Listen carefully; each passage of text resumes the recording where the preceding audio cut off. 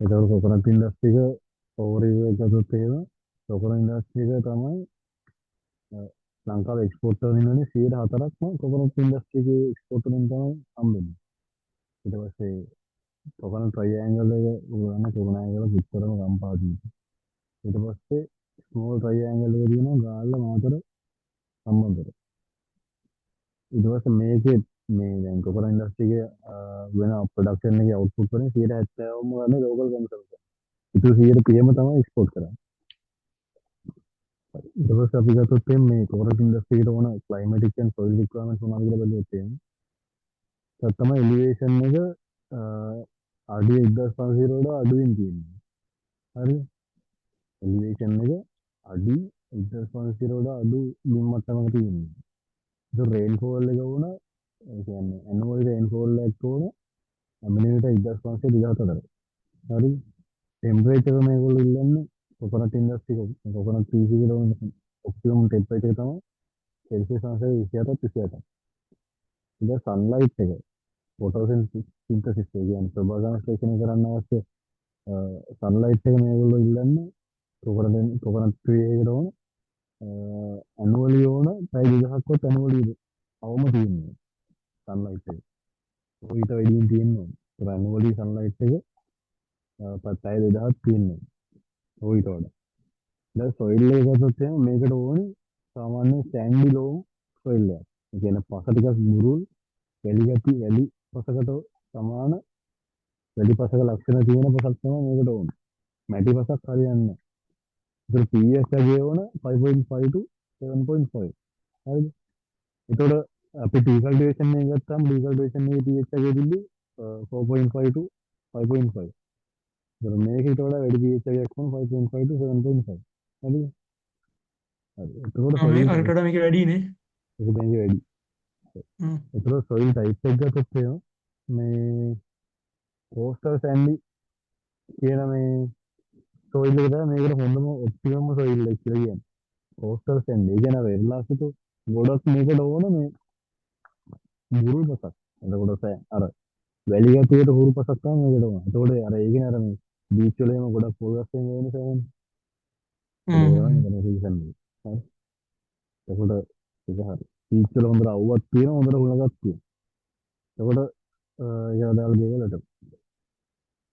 ඊට පස්සේ කොකනට් කල්ටිවේටර්ස් ගත්තොත් එහෙනම් අපි කල්ටිවේටර්ස් කියලා කියන්නේ කොකනට් කියන්නේ ට්‍රී වර්ග තියෙනවා. ඒක ප්‍රභේද. හරි. ප්‍රභේද තියෙනවා ලංකාවේ කියන්නේ කොකනට් රිසර්ච් ඉන්ස්ටිටියුෂන් එකේ මාන තියෙනවා.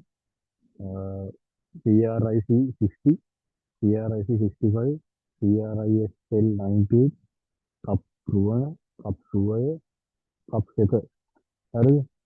එතකොට මේවා තමයි ලංකාවේ පේපර් මේ පොල් පරිවේෂණ ආයතන හොයාගෙන තියෙන මේ පොල් ප්‍රභේද වර්ග ටික. කොකනට් කල්ටිවේටර්ස් වෙරයිටිස්. එතකොට මේ CRI 60 මේක ඇවිල්ලා අර උස පොල් ගහන. කියන උස දෙමුහම. හරි. එතකොට ඒක තමයි තියෙන මේකේ සිග්නිෆිකන්ට් එක.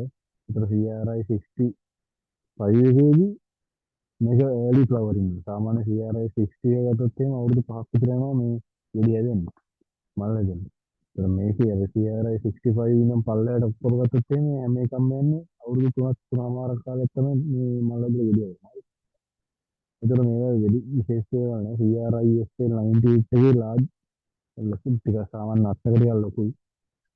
අපි කප්පුවන ගත්තොත් එහෙම කප්පුවන තමයි කොප්පරා වලට කොප්පරා ගන්නනේ කොප්පරා ප්‍රොඩියුසින් කරන හොඳම කල්ටිවේටර් එකේ වෙරයිටි එක තමයි කප්පුවන කියන්නේ. කප්පුවන. හරි. ඊට පස්සේ කප්පුවය. කප්පුවය කියලා කියන්නේ අ, හොඳ growth tolerance එකක් තියෙන වෙරයිටි එක. ඒ කියන්නේ නියඟයට හොඳට ඔරොත්තු වෙන්න පුළුවන් හොඳ ලයිෆ් ස්පෑන් එකක් තියෙන ප්‍රභේදයක් තමයි කප්පුවය කියලා කියන්නේ. ඒ කප් එක high kernel content. හරිද? ඒ කියන්නේ මේ අර පොටේට තියෙන ධාරිතා අර පොල් එල්ල සහ කට මොනතරම් වැඩි එකක් තමයි සබ්සෙට් එක කියන්නේ. ලොකුවට වුණා මේක අන්තිම තරමට කරන්නේ. ඊට පස්සේ දැන් හ්ම්. කොකනට් ක්‍රී එකත් අපි පැල තවන්න හදන්නද? වෙනසින් මැනේජ්මන්ට් හදන්නද? බබලා ගන්නද මේගොල්ලන්ට පැල කරන්න ඉඩමක. එතකොට අපි නර්සරි මැනේජ්මන්ට් කරද්දී අර වගේම තමයි. හොඳ සයිට් එකක් මුලින්ම සිලෙක්ට් කරගන්න. ඊට පස්සේ අපි අදාළ බීජ දාන්න බෙඩ් එක සෙටප් කරගන්න. ඊට පස්සේ තමයි අපි ට්‍රාන්ස්ප්ලාන්ට් කරන්නේ. ඊට පස්සේ අපි කන්ට්‍රෝල් කරනවා කොබී ටර්මයිට් එක ඊට පස්සේ සීලින් මේ කොළ ටික හරිද? එතකොට මුලින්ම අපි සයිට් එකක් තෝරගන්නවා. කොකනට් නර්සරි එකට සයිට් එකක් තෝරගනිද්දි මුලින්ම බලන්න ඕන ඒ සයිට් එක ම්,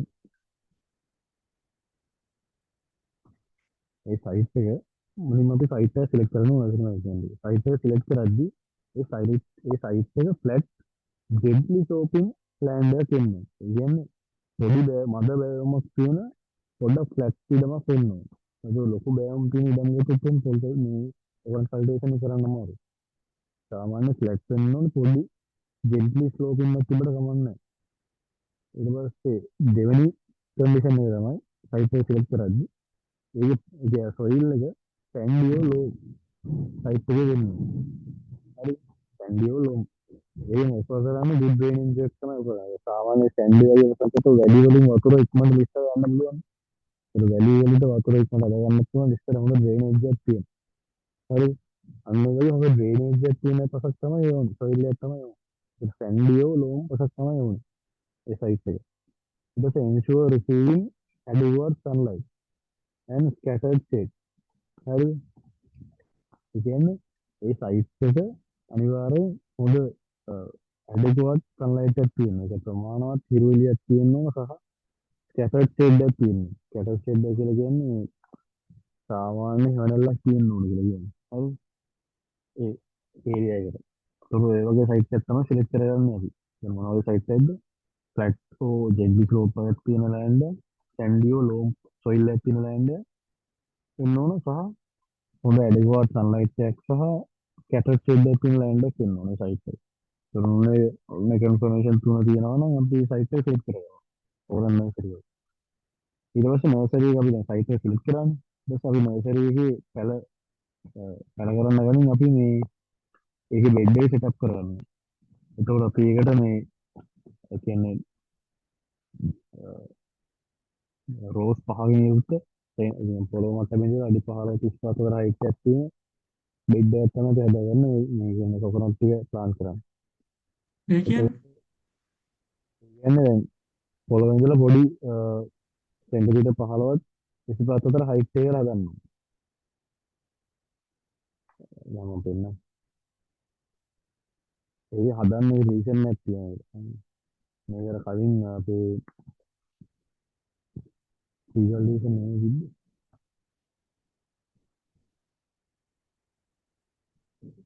ඔය කවන වල ගැන නෙමෙයි කියන්නේ. ආ මෙන්න කපන කපන වල වල. නෙමෙයි. මෙන්න බලන්න. අර පැල කියන්නේ මුලින්ම මේ කියන්නේ පොල් ගෙඩිය බීජ වෙල කරන්න බෑ. ඔව්. වෙනස් ඉන්නේ. ඒ බීජ වෙල කරද්දි බීජ වෙල කරන්නේ උත්තර කොලක් කපලා නේ. පොඩි මේ සෙන්ටිමීටර් 25ක විතර කියන්නේ 25 15 අතර පොළවේ උස්සන්න ඕනේ. බෙඩ් එක. මෙන්න මේ වගේ.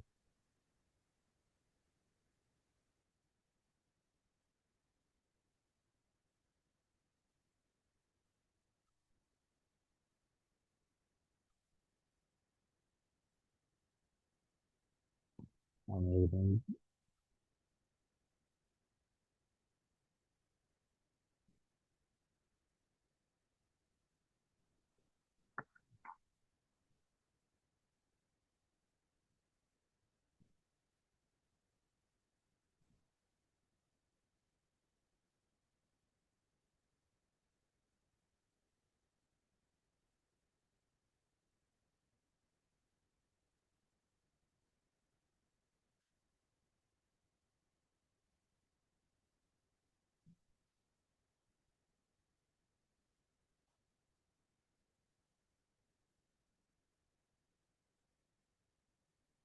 ඉතින්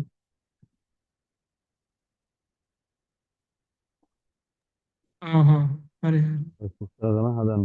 එහෙම කරන්න ඕනේ හරින. ඔය රීසන් එකක් තියෙනවා මම කරන්නේ. ඒකට මම තමයි කියන්නේ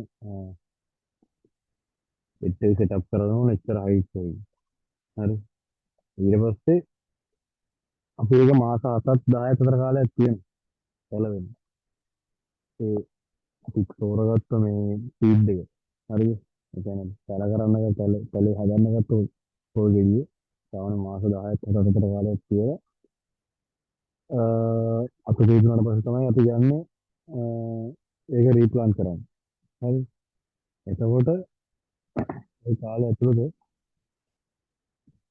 අපිට මේ සොයිල් එකේ මොයිස්චර් කන්සර්වේෂන් කරන්න ඕනේ. දැන් මම කලින් කිව්වා සොයිල් එක මොයිස්චර් කන්සර්වේෂන් කරන්න කොකනට් කොන්ඩියස් ඇස් මල්ච් කියන මල්ච් දාන්න පුළුවන් අපිට. ඒක වටේට මල්ච් කියන වතුරු නෝරිය. ඒක හස්කිට් ගන්න පුළුවන්. ඒක නම් ප්ලාන්ට් කරලා පස්සේ. ඊට පස්සේ මේ වීට් කන්ට්‍රෝල් කරන්න. මන්ත්ලි අපි වීට් කන්ට්‍රෝල් කරන්න. ඒක වල්පලයට එන් කරන්න. නර්සරි. ඊට පස්සේ ටර්මයිට් කන්ට්‍රෝල් කරන්න. ටර්මයිට් කන්ට්‍රෝල් කරන්න. ටර්මයිට් කියලා කියන්නේ එක එක වේව කන ඒවා. වේව කන එක නැත්තම් අපි කරන්නේ මුලින්ම බීජ පොලේ බීජ පොලේදී ඒ කියන්නේ මේ ප්ලාන්ට් කරන්න කලින් අපි ගන්නවා. අරගෙන ඒක සාමාන්‍යයෙන් ඒක මේ ක්ලෝරෝ පයිරෝ පරිෆෝස් ක්ලෝරෝ පයිරිෆෝස් හරිද? ඉතින් ක්ලෝ පයිරිෆෝස් හරිද? ක්ලෝ පයිරිෆෝස් ඕ. හ්ම්. අන්න ඒකේ සාමාන්‍යයෙන් ඒකේ අපි විනාඩි 3ක් 5ක් විතර විනාඩි 3ක් විතර අපි බිල්ලලා තියෙනවා. වතුරත් එක්ක වතුර 1 ලීටර ලීටර එකකට කවලම් කරලා අපි ඒක බිල්ලලා තියෙනවා. ඒතර ඒකෙන් වෙන්නේ ඒකෙන් වෙන්නේ අර ටර්මයිට් වලට තියෙන ඉන්ෆෙක්ෂන් ඒ බිල් ටික අඩු කරන එක. ඒකට ඒක ඔබලා තියලා අපි මේ ප්ලාන් කරොත් ඔය පොල්ගෙඩිය එතකොට අර ටර්මයිට්ස් කවුව කන්නේ නැහැ. ඒකට අපි ඒක අර ප්‍රිවෙන්ට් කරන්න කලින්ම පාවිච්චි කරන ස්ට්‍රැටජි එකක්. එතකොට ටර්මයිට්ස් කන්ට්‍රෝල් වෙනවා. නැත්නම් ලොකුම ප්‍රශ්නේ තමයි අපි පොල්ගෙඩිය පැල තවන්න අපිට කරන්නේ සයිඩ් කරද්දි මේ වේය කන එක ටර්මයිට්ස් ඇටැක් කරනවා.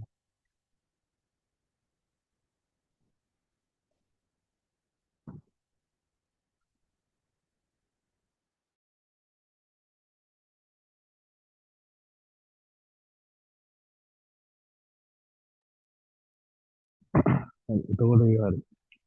ඒක මුලින්ම අපි කරන්නේ සයිට් එක සිලෙක්ට් කරගන්නවා. ඊට පස්සේ නර්සරි බෙඩ් එක සෙටප් කරගන්නවා.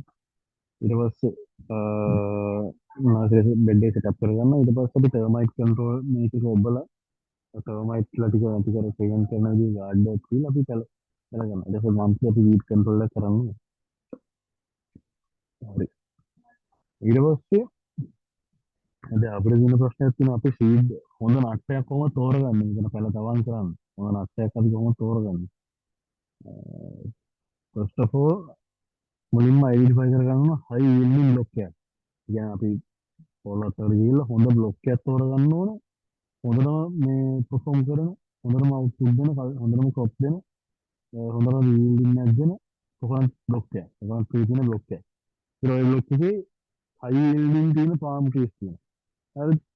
ඒකට අපි ඔක මොනිටර් කරන්න ඕනේ yield එක මොනිටර් කරන්න. හරිද? එතකොට එහෙම කැල්කියුලේට් කරලා අපි තෝරගන්න ඕනේ. අපි තෝරගන්න ඕන කොකනට් ට්‍රී එක ගහකට මිනිමම් 75 මත්ස්වත් හැදෙන්න ඕන මිනිමම් අවුරුද්දක. අවුරුද්දට ගෙඩි 75ක්වත් හැදෙන්න ඕන.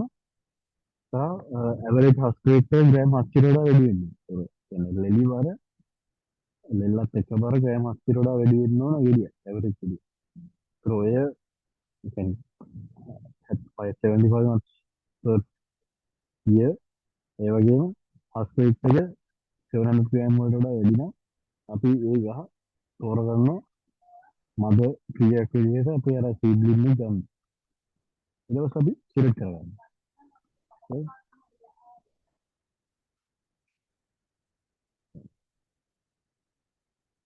ඊට පස්සේ කල්ටිවේෂන් ප්‍රැක්ටිසස්. කල්ටිවේෂන් ප්‍රැක්ටිසස් ගත්තොත් එහෙම අපි මේ කරනදී අපි ගාව තියෙන ප්‍රැක්ටිසස් තමයි. අපි ප්ලාන්ට් සිස්ටම් එකේ යනවා තමයි හිතවන්නේ. ඒ කියන්නේ අපි හිතවන්නේ නිකන් අපිට ඕන හැදේට අපි හිතවන්නේ ප්‍රොජෙක්ට් එක. අපි හිතවන්නේ එක්ක ස්ක්වයර් ෂේප් එක නැත්නම් ට්‍රයිඇන්ගුලර් ෂේප් එක නැත්නම් රෙක්ටැන්ගුලර් ෂේප් එක. ඔය සිස්ටම් වලට කලකරන රීසර්ච් තියෙනවා. හරි?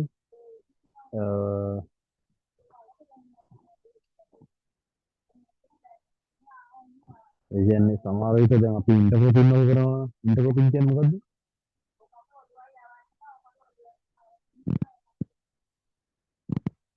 සලිදු. හ්ම්. ඉන්ටර්කොපින් කියන්නේ මොකද්ද? ඇහෙන්නේ මොකද? ඉන්ටර්කොපින් කියන්නේ මොකද්ද? අර එකක් හිටවලා ඊට පස්සේ කලින් පාඩමේ තිබ්බන්නේ. ඔව්.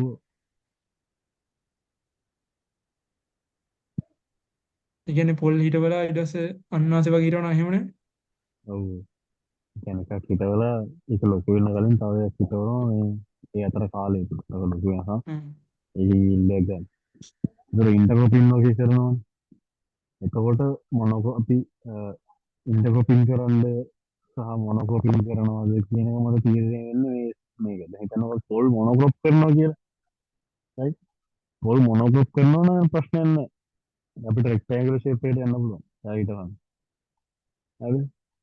ඒ ගන්නකො අපි මේ ඉන්ටර්කොපින් කරනවා කියලා. අන්න එහෙනම් අපිට නිකන් ට්‍රයිඇන්ගුලර් ෂේප් එකට යන්න. තේරෙනවද? අනේ කොපින් සිස්ටම් එක මත තමයි ඒක ඩිපෙන්ඩ් වෙන්නේ මේ ප්ලාන්ට් සිස්ටම් එක. ස්ක්වයර් ෂේප් එකක් දෙන්න, ට්‍රයිඇන්ගුලර් ෂේප් එකක් දෙන්න, රෙක්ටැන්ගුලර් ෂේප් එකක්. ඒකට අපි පැල කරද්දි ඒ කියන්නේ අපි මේ ට්‍රයිඇන්ගල් එක ගන්නේ මොනවාට වගේද? ට්‍රයිඇන්ගුලර් ඒ කියන්නේ ගන්න ඔය තුනට වෙන වෙනම තියනවාද ඒව ගන්න? එහෙම විශේෂයෙන් ස්පෙસિෆයිඩ් කරලා වැලියු නෑ මේක. සාමාන්‍ය රෙක්ටැන්ගුලර් විදිහට මේ කරන්නේ නම් සාමාන්‍යයෙන් මේ ඔක්කොම මේ ඉඩ අරගෙන. එතකොට අපිට ඉන්ටර්කොපින් කරන්න පොඩ්ඩක් අමාරුයි. මොනොකොපින් වලදී වගේ තමයි මම රෙක්ටැන්ගුලර් ෂේප් එක කරන්නේ. ඒක එකක් විතරක් හිටවනවා. ඔය ට්‍රයිඇන්ගුලර් ෂේප් එක ගත්තොත් එහෙම ආ. අපිට දෙපැත්තෙන් ඉඩ එනවනේ.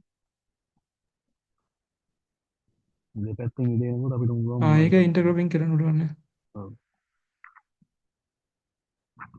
මොකද වෙනස් වෙනයි කොහොම හරි ඉන්ටර්කොපින් මොනොකොපින් වල තමයි ඔය ඩිසයින් වෙන්නේ ස්ක්වයර් එක ට්‍රයිඇන්ගුලර් රෙක්ටැන්ගුලර් plant system.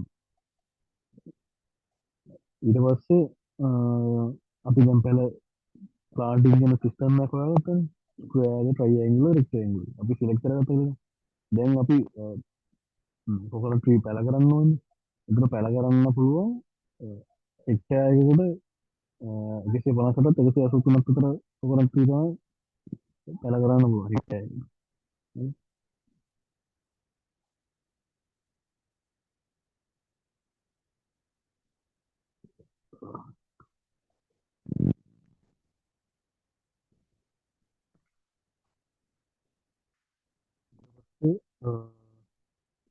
characteristic of good quality coconut seed. හරිද? يعني හොඳ පොල් බීජ එක දකින්න තියෙන ලක්ෂණ. හරිද? ඒ කියන්නේ දැන් අපි පොල් පැල ගන්නවනේ. දැන් අපි ගමු අපි පොල් ටමක් දානවා, අපි පොල් වල ගන්නවා, අපි පොල් ඊටමක් කරන්න යනවා. ඊට පස්සේ පොල් පැල ගේනවා සල්ලි. පොල් පැල ගේද්දි අපි බලන්නේ අපි කොහොමද බලන්නේ මේ පොල් පැල හොඳ නරකද? එකක් තමයි dark green leaves තියෙනවා. කියන පොල් කොළ සෑහෙන කඩකළු වෙනවා. අනිත් එක තමයි මේ ස්ටවුට් ස්ටෙම්. ඒ කියන්නේ තරවාරු කඳක් තියෙනවා. ස්ටවුට් ස්ටෙම් කියන එක කඳ ස්ටවුට් කියන ටිකක් මහත. ඒ තරවාරු කඳක් තියෙනවා. කඳ මහත් වෙන තරමට හොඳයි. ටිප් ටිප් බොඩි එකක් තියෙන තරම හොඳයි. හරි. ඊට පස්සේ බ්‍රෝඩ් වෙල් ස්ප්‍රෙඩ් ලීව්ස්. ඒ කියන්නේ ඒක පැලේ කාලෙදිම හොඳට විසිරීලා තියෙන හොඳට විසිරීලා තියෙන අතු තියෙනවා. ඒකම ෂෝට් පෙටෝයිල්. පෙටියෝ පෙටියෝලස්. ෂෝට් පෙටියෝලස්. ඒ කියන්නේ අතු කඳට ශක්තිමත්ව හැබැයි කොටට සවිලා තියෙනවා. හරි. ඊට පස්සේ early splitting of leaf. ඒ කියන්නේ මුල් කාලෙදිම ඒ කියන්නේ බීජ කාලෙදිම මේ පැලේ කොළ ටික වෙනවා තමයි ඒක හොඳයි. ඒ කියන්නේ having a 4 to 5 rounds ඒ කියන්නේ prongs අතු හතරක් පහතර ප්‍රමාණයක් තියෙනවා ඒත් හොඳයි. ඒ විදි පැල කරන්නේ. ඊට පස්සේ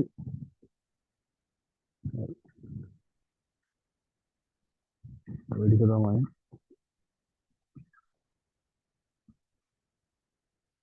ඊට පස්සේ valuation consideration කියලා තියෙනවා. හරිද? එතනට ඒක නෑ මම හිතන්නේ.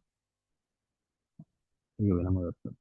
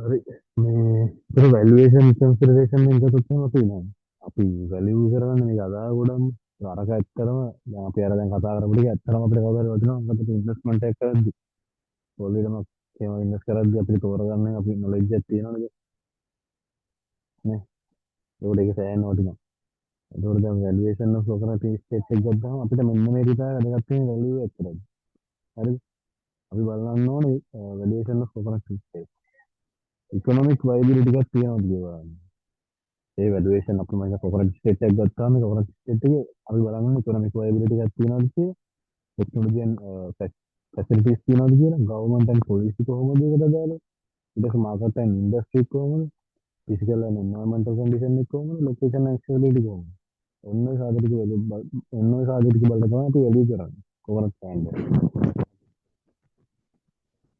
ඒක ඉකොනොමික් වයබිලිටි කියලා කියන්නේ මෙන්න මේ සාධක දෙක ප්‍රොෆිටබිලිටි එකයි ඉන්කම් වර්ස් එක්ස්පෙන්ඩිචර් එක ප්‍රොඩක්ෂන් ලෙවල් එක මේකේ මේ දැනට මේ ස්ටේට් එක අපි දැන් බයි කරන්න ස්ටේට් එක දැන් මොකද වැඩි කරා ඒ ඉකොනොමික් වයබිලිටි එක ඕකෙන් ගත්තොත් ගාණක් එනවද?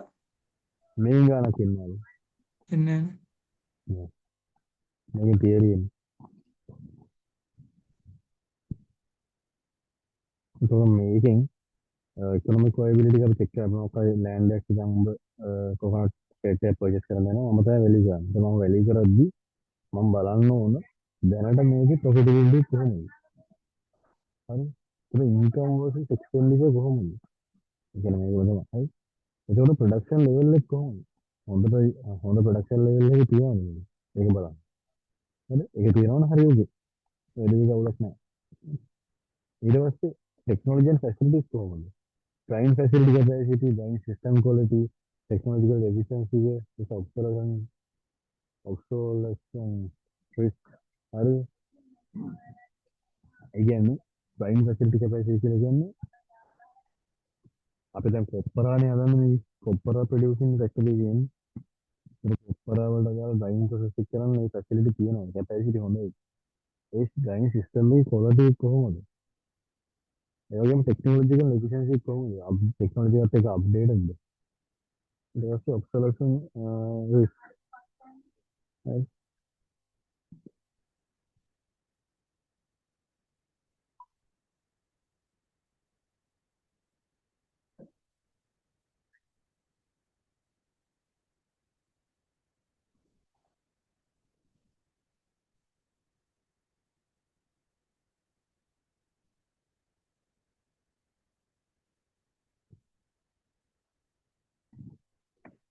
ඒ කියන්නේ අපි මේ කියන්නේ අපි අප්ඩේටඩ්ද ටෙක්නොලොජි එකත් එක්ක ඒක තමයි කියන්නේ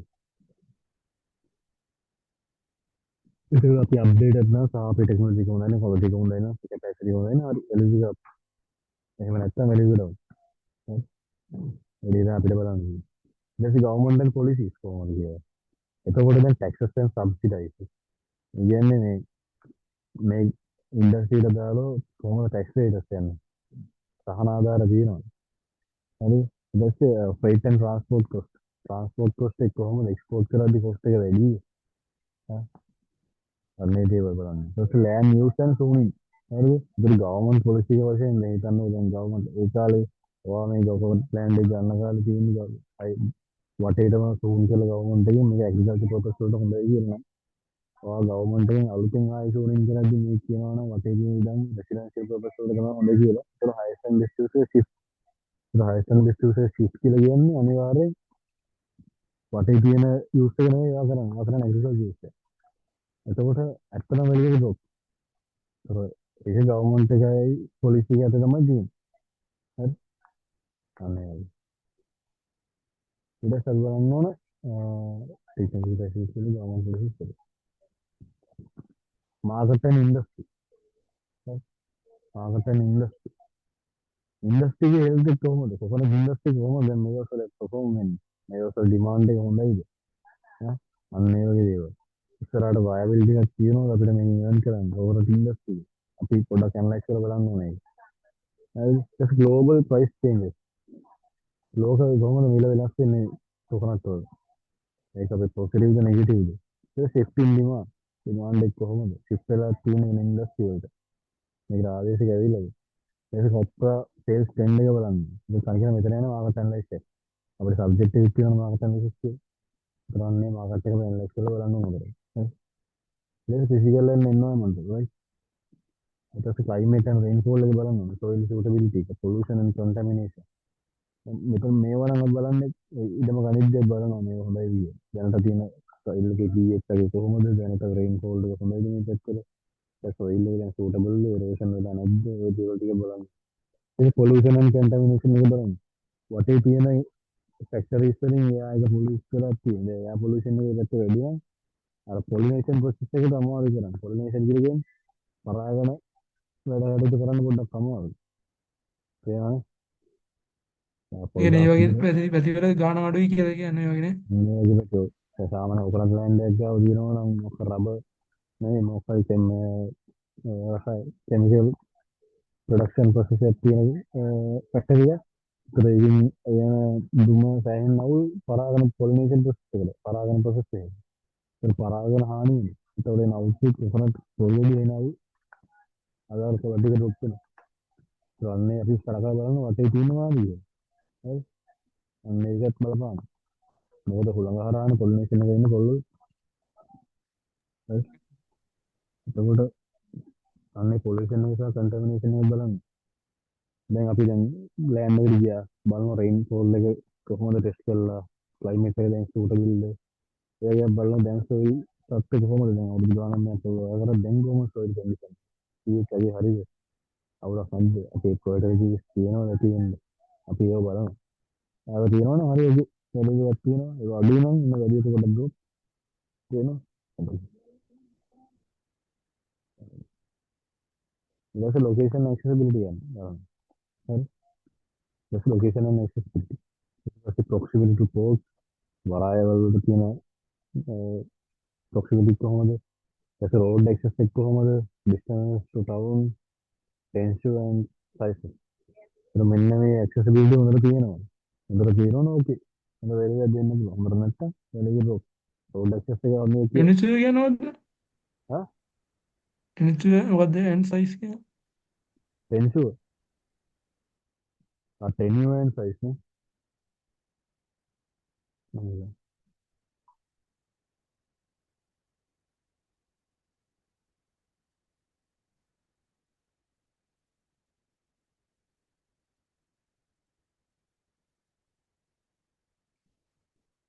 ඒ කියන්නේ මේක කියන්නේ මේ කොච්චර කල් පාවිච්චි කරාද කියලා මේ ඉඩම. සාමාන්‍ය අවුරුදු ආ ගානක් මේක පාවිච්චි කරා නම් දැන් ඇත්තට මේකේ ෆර්ටිලිටි එක ලොස් වෙලා තියෙන පුළුවන්. හරි. අන්නේ අවුරුදු ගානක් සහ සයිස් එක. හරි. හරි. සරලව මෙච්චර හරිද? දැන් හිතනවා මෙන්න මේ හිතන්න. දැන් උඹ යනවා උඹට මොන පොලිඩමක් ගන්න. දැන් මට කියනවා මේක ගන්න එක අවුලක් නැද්ද මට වැඩි කරන්න දෙන්න පොලිඩ. හරි. ඒතර මම වැඩි කරනවා. ඒතර මම බලන ඉකොනොමික් කන්ඩිෂන් එක කොහොමද? දැන් කොහොම තත්ත්වය බලනවා. දැන් මම බලනවා මේකේ ෆයිනෑන්ෂියල් ස්ටේට්මන්ට්ස් අරගෙන මේක දැන් ප්‍රොෆිටබල්ද? මේක ඉන්කම් එක අපිට හොයන්න පුළුවන්. කොහොමද මේක ප්‍රොඩක්ෂන් ලෙවල් එක කොහොමද ප්‍රොඩක්ෂන් එක කෙලියට දෙනවා? මේක බලන්න තමයි වයිබිලිටි එක මම බලනවා. ඊට පස්සේ මම බලනවා ටෙක්නොලොජි and facilities කොහොමද දැන් ෆැක්ටරි එක දුවන්නේ? ෆැක්ටරි එකේ ඩ්‍රයිවිං ෆැසිලිටි කැපැසිටි එක හොඳයිද? ඩ්‍රයිවිං ෆැසිලිටි සිස්ටම් එක ක්වොලිටි එක හොඳයිද? ටෙක්නොලොජිකල් එකෙන් ටෙක්නොලොජිස් වලින් අපි මේගොල්ලෝ අප්ඩේටඩ්ද? අන්න ඒ දේවල් බලන්න. හරි. ඊට පස්සේ ගවර්න්මන්ට් and policies බලනවා. මේ පැත්තේ දැන් ඕවට ගන්න යනවා නම් මම බලනවා ටැක්සස් කොහොමද යන රේට්. ඊට පස්සේ එක්ස්පෝර්ට් රේට් කොහොමද? එක්ස්පෝර්ට් කොස්ට් එක වැඩිද? ට්‍රාන්ස්පෝර්ටේෂන් කොස්ට් එක මේ පැත්තේ වැඩිද? මේ ලෑන්ඩ් සෝන් මොනවද මේ පැත්තේ කරලා තියෙන ළඟදී? මේ පැත්තේ මේ හයිස්ට් ඇන්ඩ් බෙස්ට් එක මොකද්ද දෙන්නේ? දැන් ගන්න ඔයා දැන් ගන්න කලින් නම් එයා පොලිඩම ගන්නකොට නම් හයිස්ට් ඇන්ඩ් බෙස්ට් එක තියෙන එක පොලිඩ. දැන් මොනවද දන්නේ නැහැ ඉතින් සමහරවිට හොටෙල් රිසෝට්ස් වෙන්න පුළුවන්. හරි හොටෙල් රිසෝට්ස් වෙන්න පුළුවන්. එතකොට හයිස්ට් ඇන්ඩ් බෙස්ට් එකේ මොකද්ද වෙලා තියෙන්නේ? ටිප්ස් එකක් දීලා මම බලනවා. ඒක හයිස්ට් ඇන්ඩ් බෙස්ට් එක හොඳයිද? අවුලක් නැහැ. මේ සමහරවි පොලිසි දාලා අලුතින් ෆැක්ටරිස් ගහන්න බෑ. හරි රෙසිඩෙන්ෂියල් තියෙන නිසා මේ සවුන්ඩ් නොයිස් මුකුත් කරන්න බෑ. සවුන්ඩ් පොලියුෂන් මුකුත් තියෙන්න බෑ. ඒකත් බලනවා. ඒ තියනවා දෙසි. හරි. ඒක බලනවා. කොහොම අවුලක් නැත්නම් හරි කවුලක් නැහැ. ගවර්න්මන්ට් පොලිසි අවුලක් නැහැ. හරි. ඊට පස්සේ මාකට් එක අපි ඇනලයිස් කරනවා ඊට පස්සේ. දැන් හරි අර කන්ඩිෂන් ටික හරි. ගවර්න්මන්ට් එකත් අවුලක් නැහැ. ඉකොනොමික් කලින් එකත් ප්‍රොෆිටබල් අවුලක් නැහැ ටෙක්නොලොජිස් ටිකක් තියෙනවා. ඊට පස්සේ බලනවා මාකට් ඇනලයිස් කරලා පොල් මාකට් ඇනලයිස් කරලා ඉන්ඩස්ට්‍රි කොහොමද කියලා. ඉන්ඩස්ට්‍රි එක කොහොමද හෙල්ත් එක බලනවා. ඉන්ඩස්ට්‍රි එක ඉස්සරහට ෆියුචර් එකක් තියෙනවා මේ ඉන්ඩස්ට්‍රි එකේ. දැන් ඔයා හොලිඩේ එකක් ගන්න කියලා මට දුන්නා. මේක වැඩි කරලා දෙන්න කියලා මම බලනවා එතරම් මේ ඉන්ඩස්ට්‍රි එක ඉස්සරහට වැඩගත්. මම වැඩි කරලා කිව්වද ඒක තරම් නෙමෙයි මම කරන්නේ. මගේ ඉන්වෙස්ට්මන්ට් එකක් මම සෙකියුර් කරනවා. ඒකට මම බලනවා ඒක ඉස්සරහට ඉන්ඩස්ට්‍රි කොහොමද හොඳයිද හෙල්ත් එක. ඉස්සරහට මේක හොඳ ඉන්කම් එකක් ගන්න පුළුවන්. වයබල් ගෞදරට. මේකට ආදේශය තියෙනවා. ග්ලෝබල් කොහොමද ප්‍රයිස් චේන්ජස් වෙන්නේ? ඩිමාන්ඩ් එක මේ ශිෆ්ට් වෙලාද? මේකට වෙන ආදේශයක් ඇවිල්ලාද කොහොමද කරන්නේ? කොප්පර් ආසෙල් ට්‍රෙන්ඩ් එක කොහොමද යන්නේ? වැටිලාද නැත්නම් ප්‍රයිස් වෙන ගමන් ඉන්නේ? මම ඒවා බලනවා. අනලයිස් කරලා බලනවා ඉන්ඩස්ට්‍රි එක. අර ඉන්ඩස්ට්‍රි එක අවුල නැත්නම් අවුලක් නෑ. ඒක ෆිසිකල් හරි. දැන් මම කන්ඩිෂන් ටික බාහිර සාධුද්ද කොහොමද කරන්නේ? අතකින් බලනවා මේක ප්‍රොෆිටබල්ද? හරි අවුලක් නෑ. අර මම තාත්තේ කියන ටෙක්නොලොජි එකත් අවුලක් නෑ. පාවිච්චි කරන ගවර්න්මන්ට් පොලිසිස් අවුලක් නෑ. මාකට් එක ඉන්ඩස්ට්‍රි එක හොඳ අවුලක් නෑ. ඒ ඊට පස්සේ ෆිසිකල් ඇන්ඩ් එන්වයරන්මන්ටල් කන්ඩිෂන් බලනවා. කොහොමද මේකේ සොයිල් එක දැන් හොඳට තියෙනවද? වටේ තියෙන එන්වයරන්මන්ටල් පොලියුටඩ්ද බලනවා. ඊට ක්ලයිමේට් එක රේන්ෆෝල් එක දැන් කොහොමද? ක්ලයිමේට් එක මේකට ගැලපෙන විදිහට තියනවා කියලා බලනවා. හරි. ඊට පස්සේ ලොකේෂන් ඇක්සසිබිලිටි බලනවා මේකෙන් දැන් ගාන දැන් අනිත් කාර්ය ඔක්කොම හරි. ඒත් බලනවා මේකට පාරක් තියෙනවා මේ ගියන්නේ. මේක ඔතන තොක්කිද? අවුට්පුට් තොක්කේ ගියන්න ප්‍රොක්සිමිටි එකක් තියෙනවා. පෝට් වලට ඉක්මනට දාන්න පුළුවන්. පෝට් එකට කොච්චර දුරද? නියරස්ට් ටවුන් එකට කොච්චර දුරද? ඒ වගේම මේ කොච්චර කාල දැනට පාවිච්චි කරලා තියෙනවා මේ ඉඩම් පොල්ල. මම හිතියවා. අන්න ඒ ටික සාධක අවුලක් නැත්තම් මම හොඳ රිවිව් එකක් දෙනවා. කොහොමද? මෙන්න මේ කාලේ මෙන්න මේක හොඳට බලන්න. පොල් කොකනට් කල්ටිවේෂන් එක මේක තමයි මේන් පොයින්ට් එක.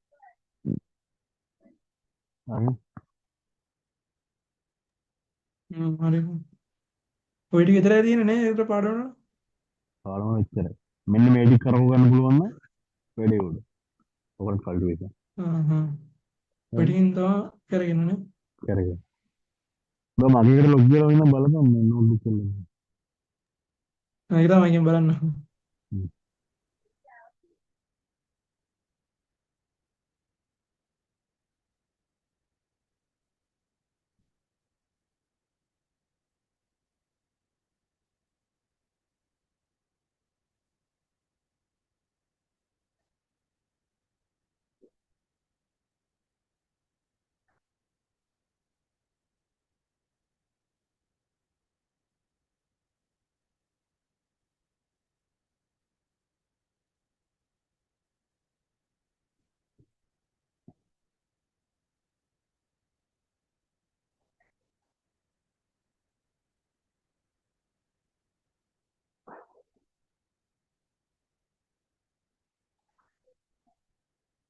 අන්නතර ඔබට ඔට්ටක් දාගන්නත් කලදු.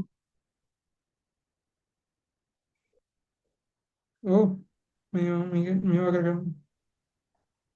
මේ වගේ PDF එක තියෙනවා. ආයේ හයිලයිට් කරගත්තද?